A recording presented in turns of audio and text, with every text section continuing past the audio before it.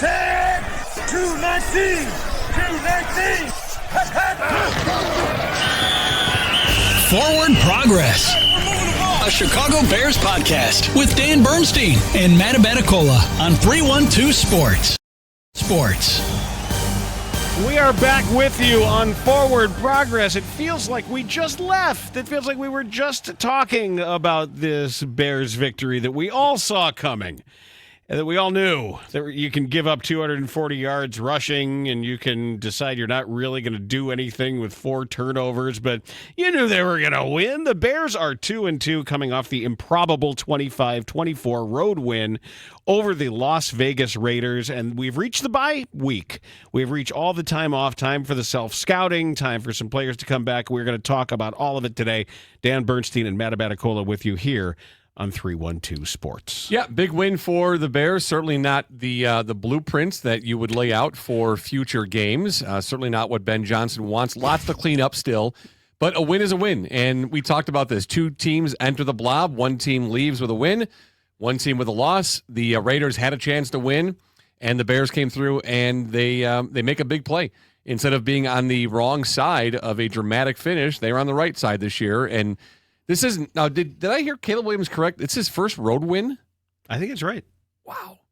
And we mentioned it yesterday evening. And by the way, thanks for everybody that tuned in live and even thereafter for Forward Progress. It's just been a blast to see all the post-game energy that we're getting on this particular program. Really appreciate you being there and being a part of that community because it's. I love the feeling of being able to go just right on. And even with the TV kind of still on, and I can glance over and see everything and watch some of the stuff that's coming out of the locker room as we're in the middle of it. It's a really fun, energetic feeling. So yeah, and make sure that you subscribe to Dan Bernstein Unfiltered and Forward Progress, both on YouTube, so you have alerts for both of the channels when we do go live, because we went live yesterday morning for Dan Bernstein Unfiltered.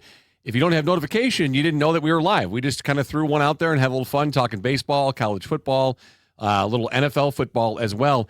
But Dan, the season is basically a 1 quarter over. We're 4 games in on 17-game season. And after that collapse in the fourth quarter on Monday Night Football and just the motorboating they got from the Detroit Lions, didn't think that they would be 2-2 going into the bye week. But here we are. Didn't expect the Cowboys to, not show up offensively like they didn't. Now, their defense, we expected the Bears could take advantage of some things with Matt Eberflus, who gave up 40 again last night. So that's, my math is correct. Is that 81 in 2 weeks? That's a lot. It's a lot of points. But they understood now how to game plan their offense without their top receiver. And having George Pickens take over in that role and knowing CeeDee Lamb wasn't going to be there, it shows you the difference that any coaching staff in the NFL, what you can do when you aren't surprised by losing your best player in the way that they were. The fact that I didn't think they would be able to score 40 points against the Packers. Not what I saw against the Bears. That's what I was wondering. Like how now retroactively are we looking back at the Bears win and thinking, oh, maybe that was a little bit. I'm not. I still think that day the Cowboys were awful. Yeah. And they were going to be awful, but now that they actually had a week to recover and slot some people in and practice differently, it just shows you how much it means to at least know who you're going to have. It's the worst thing that can happen is it immediately at the start of a game losing your best player and then trying to adjust. Yeah, then you could look retroactively too at the Green Bay Packers, who we thought with that first game win over the Lions were going to be the class of this division. And then they have a stinker in Cleveland, who Detroit handled yesterday relatively easy. And then they have that 40-40 tie. So things look a lot different for the Packers after 4 weeks, and a lot different of how we're viewing the Lions. Clearly at 3-1 on top of this division, really are separating themselves from the Packers and the Vikings, who are just kind of a mess. Kind of a mess right now. We've got a lot of notes on the game. I think one of the important ones is the credit to Bears long snapper Scott Daly, who, we were finding out afterward in everything that was said, Scott Daly noticed that his counterpart on the Raiders had a tell. He had a little bit of a trigger. This was the equivalent of a tipped pitch. The idea of how his tendency was to tilt the football a tiny bit before snapping it. That got passed down properly. Shows you the communications are Those lines are open and working correctly when somebody notices something and it can get communicated to everybody else, the important guy being Josh Blackwell. And Daly said that it was through film study. I read this reported in the Tribune, this quote, we were able to get a jump on him. Josh was able to take that. So it was the first thing he told me after. The little heads up before really helped him. Josh made an amazing play, jumped it perfectly, did a great job laying out for it. That's a good sign that things are functioning well behind the scenes, that something that happens in the film room can get to the person who can make use of it. And he did, and it saved the game. So very cool stuff, hearing about how it actually happened, what they noticed.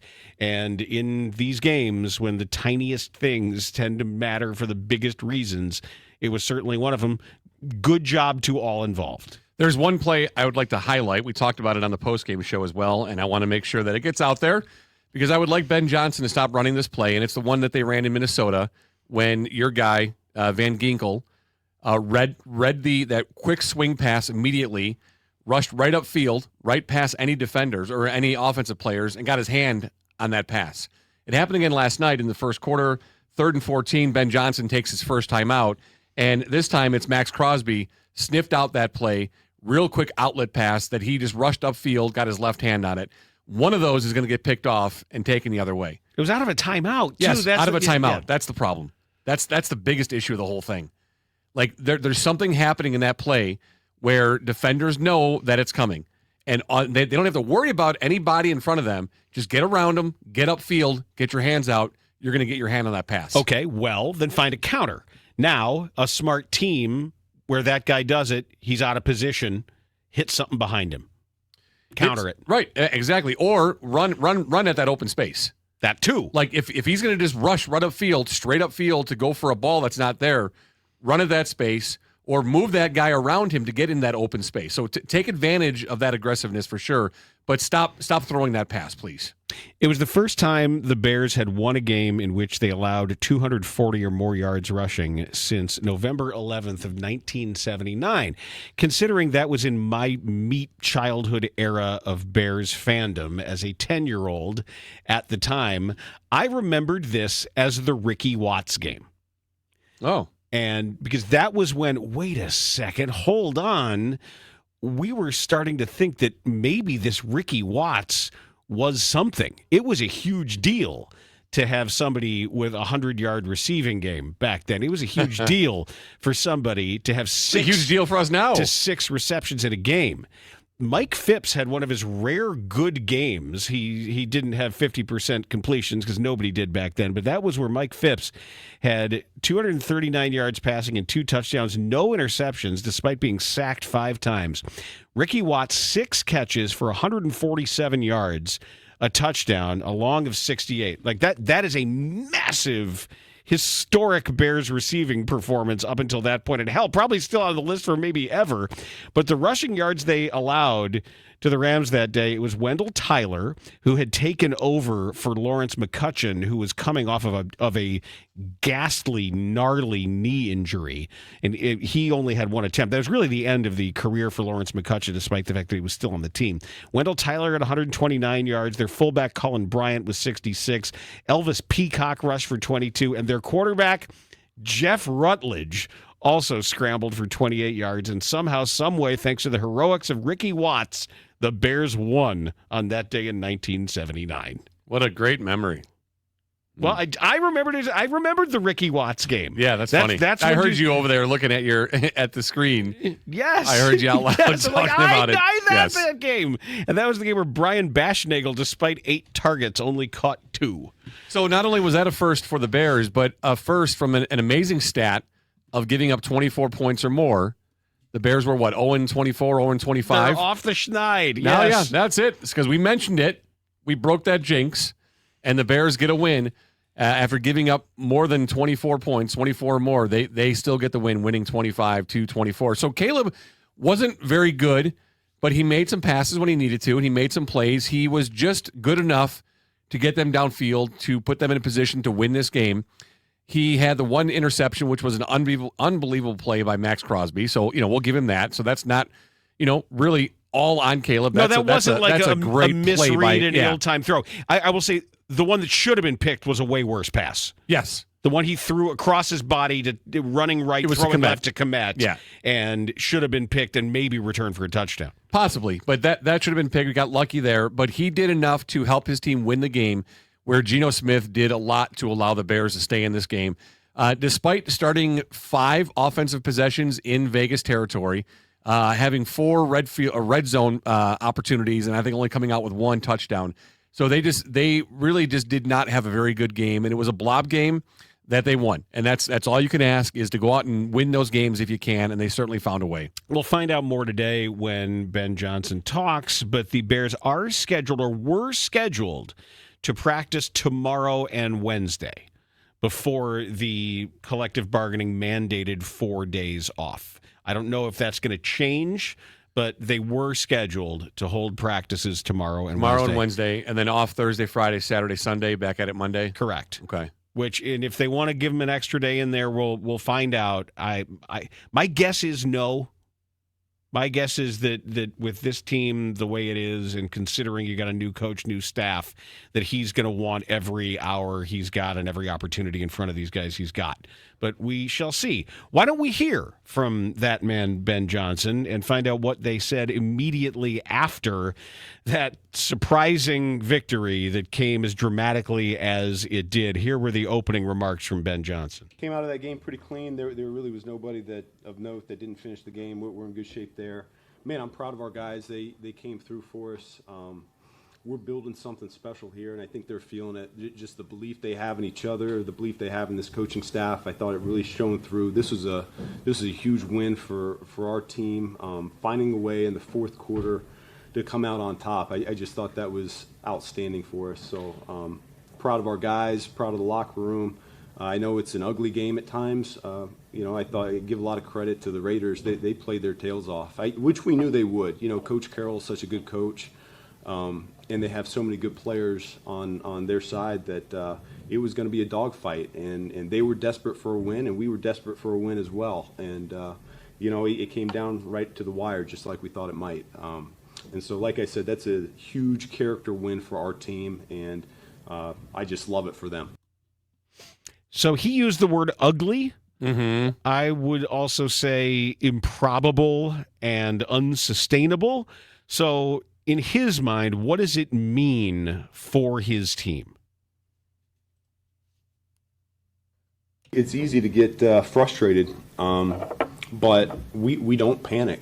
We just don't. It's not who we are, and that's not what we do. And so, we have a 3-and-out to start the game, I believe, on offense, and defense comes through for us, and they end up with 4 turnovers on the day, and we're not able to capitalize on those turnovers to the extent that we'd like to.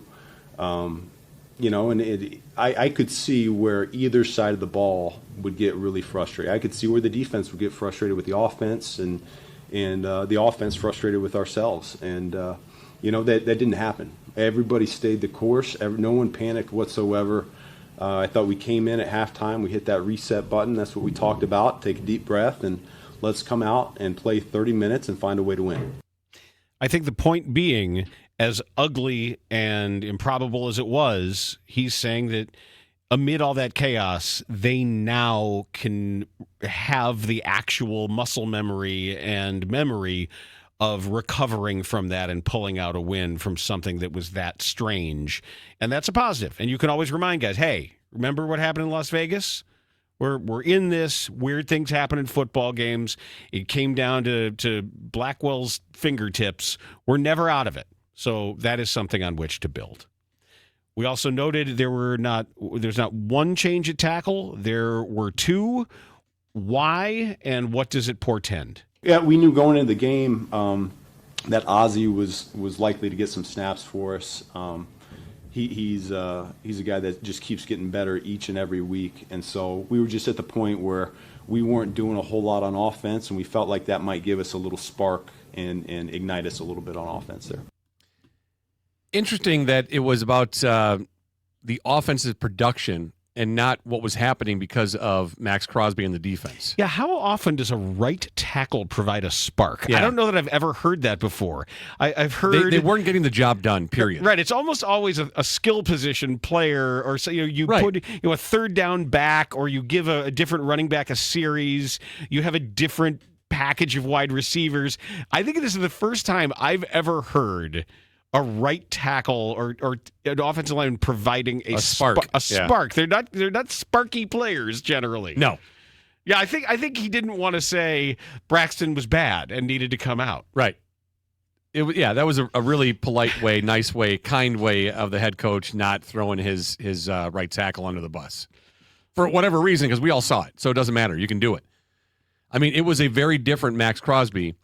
Again, Ozzie had his moments, and Max still made plays at times, but it was a significant difference to start the second half of that game. And Max Crosby, he was there, but wasn't as impactful from the start of the second half to about the midway through the fourth quarter. And make no mistake, he has full autonomy To do whatever he wants. to move around and to find whatever he thinks is the weak link.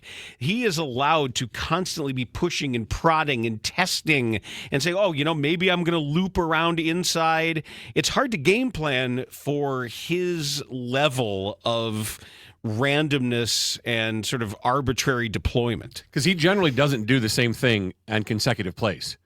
I mean, he'll start off on the left side and end up going around the entire line, around to the right side. He's really a good player. And even Caleb Williams said he was the best player he's ever played against in his NFL career. I can see it. Yeah. And that's what $38 million cap hit does for you this year. That guy right there. Here's Ben Johnson on the deciding play, the Josh Blackwell blocked field goal attempt. He came through for us right when we needed it. And, I'm listening on the headset, and Coach Hightower, who does just such an incredible job with our special teams unit in all those phases, he's kind of narrating it in real time, and he's like, yeah, Blackwell's going to get this one for us. He's going to come through. And sure enough, it came to light just like he thought. And so, I was so proud of him. He's a guy that not only is a key cog of what we do on special teams, but a key contributor there as a backup in our DB room, and that was huge for him. Not their DBU room. No, that's a separate room. Oh, that room would be awesome. They have a DBU room. Yeah, just to listen. You think they called him Blackwell after the game? Hell, I see No. what you're doing. Oh, okay. And if you do have a DBU room, you know what you should have in there just to make it Tissue. Hmm? What? Well, you're going to need food. Oh, food. Right.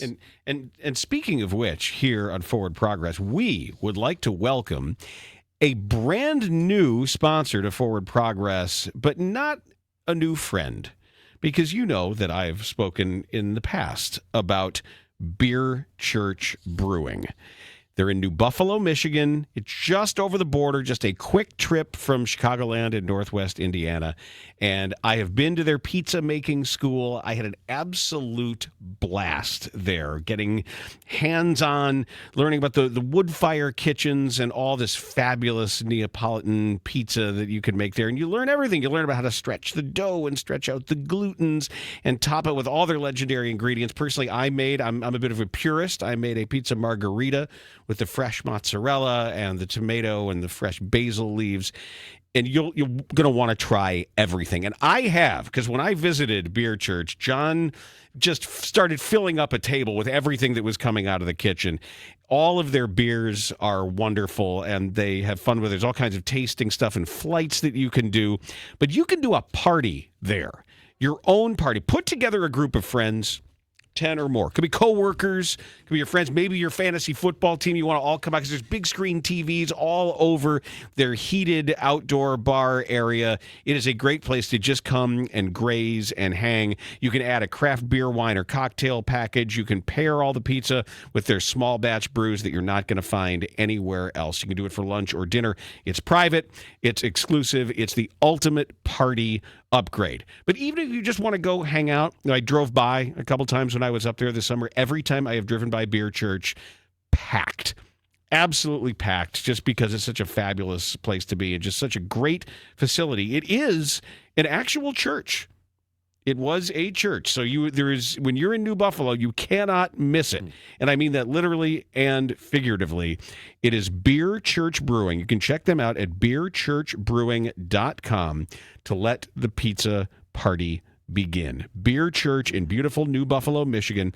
More information, beerchurchbrewing.com. Welcome to the team here on Forward Progress. Happy to have them. That sounds good right now. The pizza or Yes. beer? No, the pizza. Okay. I'm always down for pizza. So good.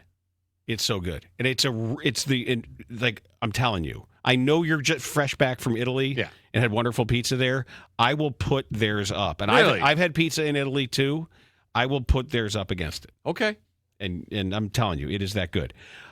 Caleb Williams also had thoughts after the game. He got his first road win. Yay!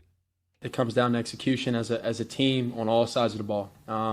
If you look at it, offense did their job at the end of the game. Obviously, it's not what we wanted, the whole game. But when it came down to it, you can only win the game in the fourth quarter. And so it came down to that. We marched down the field. Everybody did a good job on that on the offensive side of the ball. Defense did a great job. Obviously, they wanted to keep him out of field goal range. They have a great kicker. He was in field goal range, but defense did a good job keeping him at a long distance for a field goal, meaning that the trajectory of the ball has to be kicked at a certain height. And the special team. So all three sides of the ball at the end of the game came through, and that's what you wish for. Indeed. Spreading out a lot of credit there because this was big for him personally, and he didn't stand there patting himself on the back. But when the Bears came out down 24-19, starting at their own 31, this was a drive that was well called, well executed with the exception of the false start on Cole Kmet. In large part, well executed, and they didn't have to face a lot of third downs. By my count, it was only the 3rd and 3 that they faced, because I had 2nd and 5, 1st and 10, 1st and 10, 2nd and 7. First down, 2nd and 11, first down, 2nd and 10. Then that 1 3rd down that DeAndre Swift picked up that brought them to 1st and goal. And so other than the failed 2-point conversion and the Cole Kmet misstep. That's correct. Yeah. It wasn't gorgeous. They weren't reinventing anything, but they found the yards they had to find and got the ball in the end zone with Caleb Williams quarterbacking it. Ben Johnson calling those plays on the road. And that's two games in a row now where you've had really significant drives to really shut down any possibility of anything negative happening for you. Now, the Cowboys game came in the second quarter. That was just like, we're just going to run the ball. You're not going to stop us. We're going to do this to you. And then this was a much-needed drive to get themselves in position to win the game, which they were able to do. And going into at that point, before that drive, Dan, the Bears had 11 plays for negative yards, and the Raiders had only had 4. So it was really important to not what they've been doing in these last 3 games where, well, not really the Cowboys game, but the first 2 is stacking mistakes on top of mistakes. They couldn't afford to find themselves digging deeper holes, and they really had an important drive. And outside of the Cole Kmet false start, Caleb had a really nice first down run.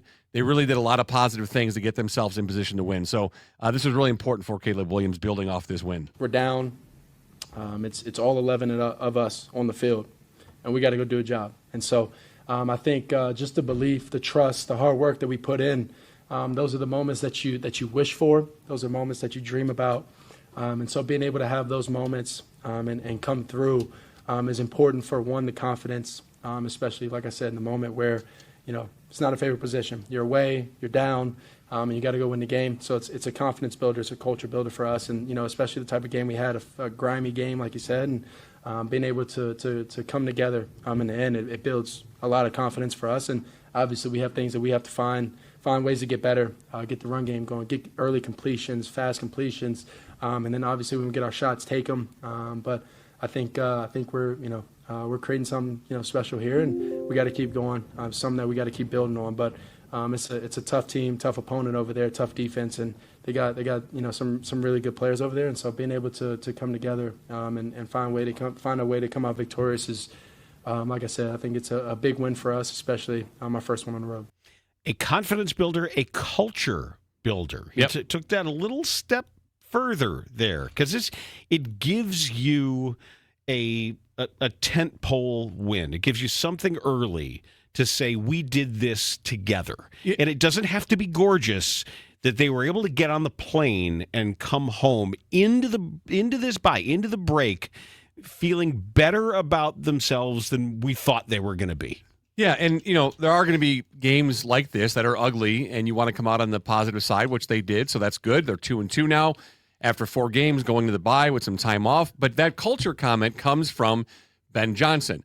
We didn't play all of Ben Johnson's comments after the game yesterday, but he talked about how this builds culture. So he's repeating things he's hearing, and there's a section in there that I want to point out because he said a couple things. Number one, he said on that cut, Caleb Williams, that we're building something special. Ben Johnson said the same thing at very, very early in his opening comments. We're building something special. So this is the quarterback. If you listen, you're hearing the same things that Ben is teaching and saying to them. There's a theme developing. And there's 3 things that Caleb said there. And these are things that are not his take. This is what Ben Johnson is telling his team. Get the running game going, number 1. Number 2, early and fast completions. So stop holding the ball, throw the ball. It's the timing thing we've talked about with Caleb. Get the running game going, 1. Early and fast completions, 2. And number 3 is when we get our shots, we take them. Those are not things that Caleb is saying. Yeah. Those are what Ben Johnson is teaching to the team, saying to the team, working with the team. Hey, we need to get a running game going. We know that. He had a special meeting. They watched every run play they had together as a unit. Why are we not doing better? What are we supposed to do? What are you not doing here? What do you need to do here? What was good here? So he's taking an effort, getting the running game going. He knows it starts with a strong running game. Let me say this, too. I still don't think DeAndre Swift is good. I agree. I think DeAndre Swift, it would be a really good backup in this offense. A guy that come out and give a spark or a burst at times. A versatile, but he is not the main guy. Backup. He's not the main guy. Totally agree with you. Not the main guy. I like him. He's just not the main guy for this offense. Break a tackle. More than once a game would be nice. If you watch what guys are doing after contact, God, you see Josh Jacobs go through people? Yeah. I mean, just right yeah, I know. through It's them. It's a different level, and he's just not that top tier guy. He's just not. And that's okay, because you have to have guys like him to make up your roster, but he just can't be the main guy. I guess I kind of buried the lead with all the different adjectives we've used to describe the game, whether it is ugly, improbable. What did Caleb Williams give us? Grimy? Grimy. It was the whoever asked the question referred to the game as grimy. Yeah, grimy game, greasy goals. Yeah. It looked like a Bears game. That's the problem with it. Right. Is it's that it was a win, but it still was too Bearsy. Yeah. It was still one of these like, oh, this and this, and when we feel weird about it, just don't make these wins look so Bears gamey. Right, but here's the thing, and I think we have to keep this filter on for ourselves. I guess on this show we have to keep a filter on. Well, for this. I guess. Yeah. Fine. This particular thing needs to be filtered because when we look at the roster, Dan, 53-man roster, there's probably 7, 8, 9 guys max that matter when it comes time to competing for a championship. Correct. On the roster now. So it's not going to look like that high-speed Lamborghini offense that we want, that we expect from Ben Johnson and Caleb Williams, the number 1 pick. Roma Dunze, who is emerging as a star wide receiver in this league. Well, that's why the themes that we're hearing are above and beyond personnel. When he talks about building something special, the next part of that is a lot of you schmucks aren't going to be around for it. They won't be. They absolutely won't be. And the idea of that confidence, of the understanding of the play calling, of take our shots when we have them, that is more Ben telling the world about himself.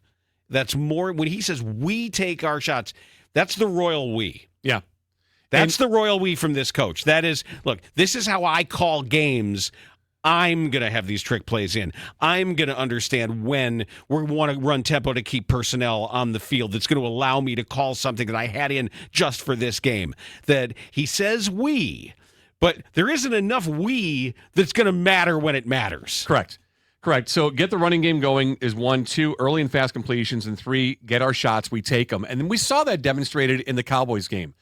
The Cowboys gave them shots to take, and they took advantage of it with those big chunk plays. And that's what his offense wants to have, where you're going to see 2 or 3 of those a game when they're given to you by the defense. But that comes off of a good running game and being smart in the passing game with using your timing and your routes and your progressions well, which Caleb is still learning and developing, which is it's just the reality of where we're at right now with him, and that's fine. We were looking at the roster that you mentioned. There are all kinds of positions in flux at the moment for various reasons. Obviously, we want to learn more soon about what the plan is at tackle.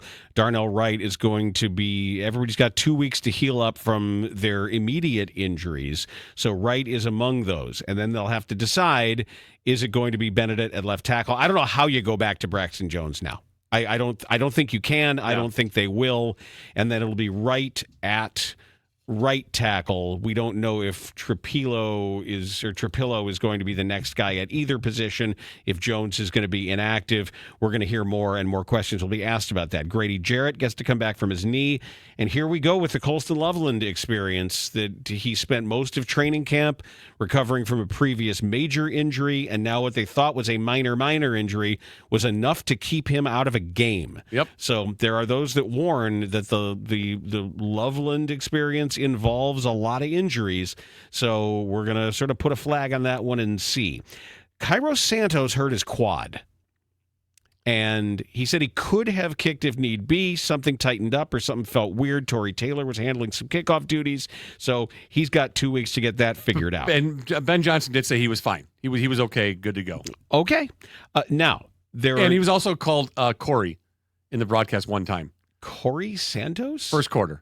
Okay. Came out quick, and he said Corey Santos. Well, after the minimum 4 games on injured reserve, Austin Booker, Travis Homer, and Amen Ogbongbemiga are eligible to return to reopen their practice window.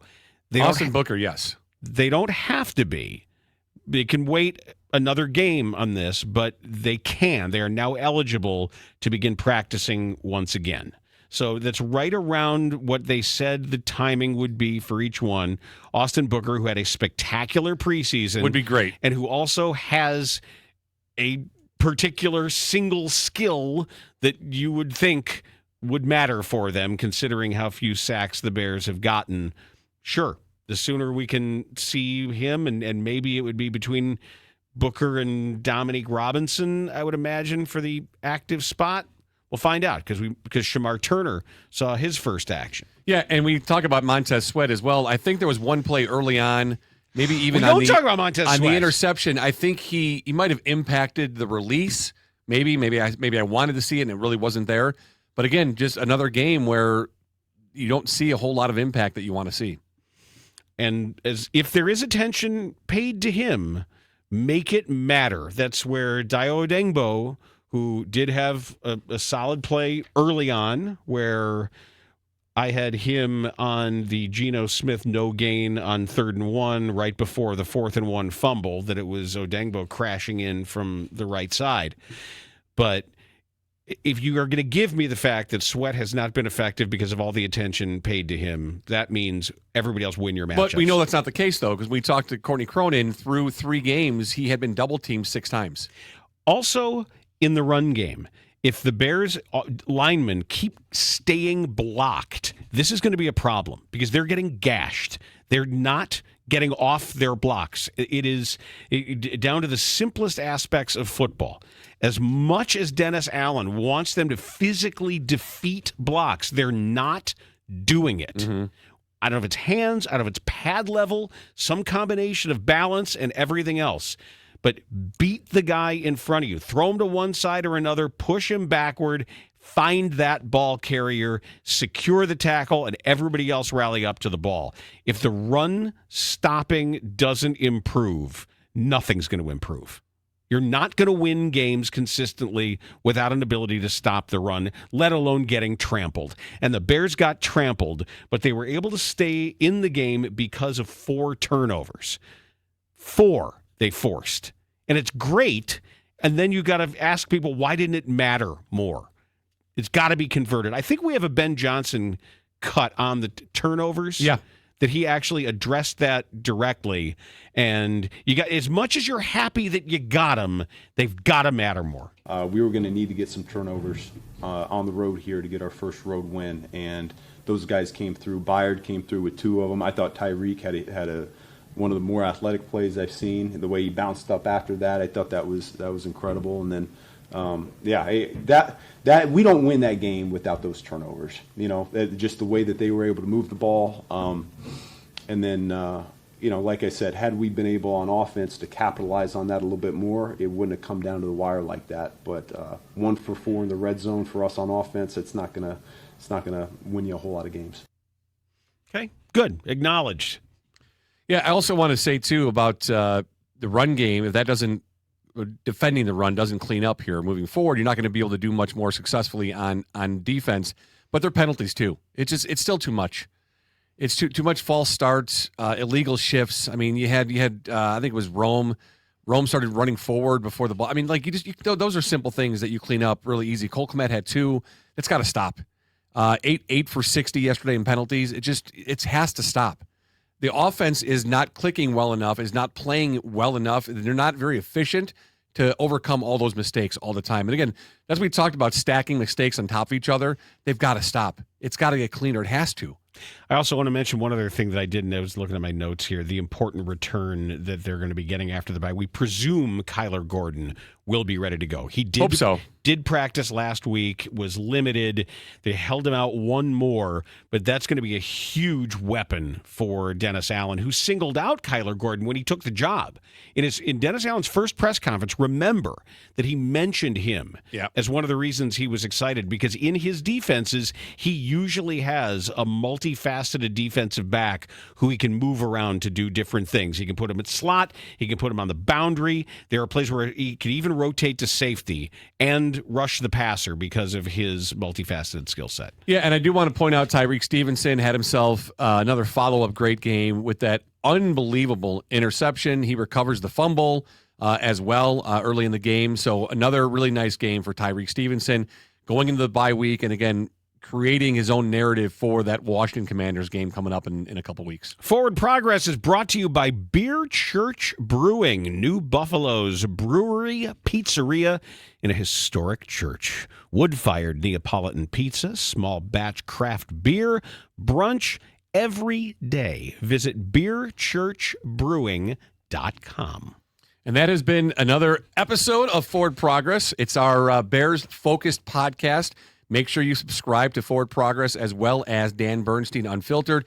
When you subscribe on our YouTube channels, you can click the little bell icon. It'll give you notifications. So when we go live, because we did a surprise Dan Bernstein Unfiltered live episode Sunday morning, we were just hanging out. I said, hey, let's jump on. Let's do a show. We talked baseball. We talked, because it was the final day of the regular season. There was so much happening still. We talked NFL. The Steelers and Vikings were going on as we were on live with people listening and commenting and being a part of it. I was giving you college football scouting tips. Yes, we were talking about Alex Harkey, who just dramatically falls down in space on his own. He's good. Alex Harkey's good. You have to subscribe, though, to get those kind of things, because we're going to do that. I mean, we have the stuff at home to do it, and we're just sitting around and be like, hey, let's just do a show. We talked about my bee sting and my tongue, which the first time ever in my life was stung, and right in my tongue. It was amazing. I had to go see the doctor. The doctor, by the way, at the immediate care, reminded me of the doctor in The Hangover. I mean, sounded like him, looked like him. I remember he was giving directions. It was like the corner of. You never saw Hangover? I saw it. I didn't like it. Oh, okay. I didn't like. Beth loves all the Hangover movies. Okay, and I don't. It's just not a thing for me. I didn't find him really all that funny. All right, I love you, but let's end now. Just end the show. Can I end it? Do whatever you want. All right. Red ass bitch. I'm not a red. How am I being a red ass bitch? Because you don't know good movies. You're taking it personally. I'm not taking it personally. I want to stop talking to you now. All right, fine. I'll talk to you tomorrow. Stop talking. Tomorrow. Stop talking. I'm going to talk to you tomorrow. Stop. Tomorrow. You're not even on camera anymore. Stop talking. Stop talking to me. You stop talking to you. Don't you look at me. Stop talking Don't look at me like that. Like that. You stop first. No, you stop first. 10, 219, 219. Forward Progress. a Chicago Bears podcast with Dan Bernstein and Matt Abaticola on 312 Sports.